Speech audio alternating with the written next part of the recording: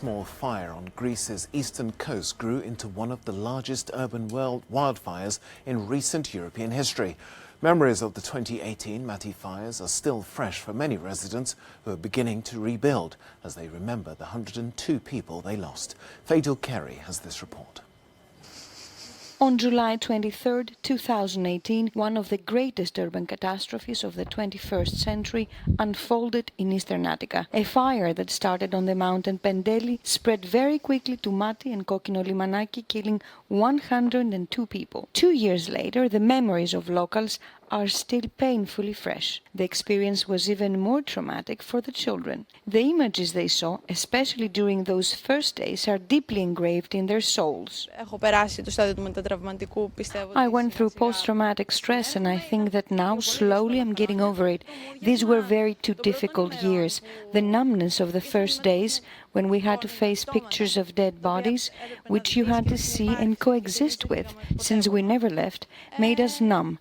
And this feeling is still there.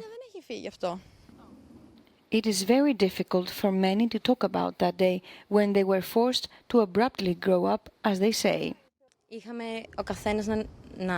Each one of us had to face things and situations that we couldn't handle because of our age.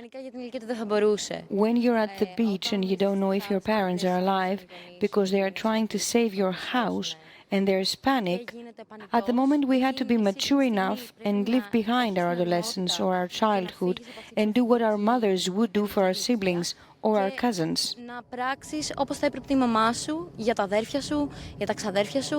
The changing landscape in the area that is evident lately in the rebirth of nature have brought hope. However, recent revelations about the investigation into the circumstances of the tragedy, suggesting corruption in the fire department, have caused anger. Our wounds are still bleeding. There is still a lot of pain and a lot of anger towards everyone. All the residents are examples of resilience because of what they went through, not only that day, but during the months after the tragedy, until they find out with whom, when and how they could communicate from the governments so as to put things into order.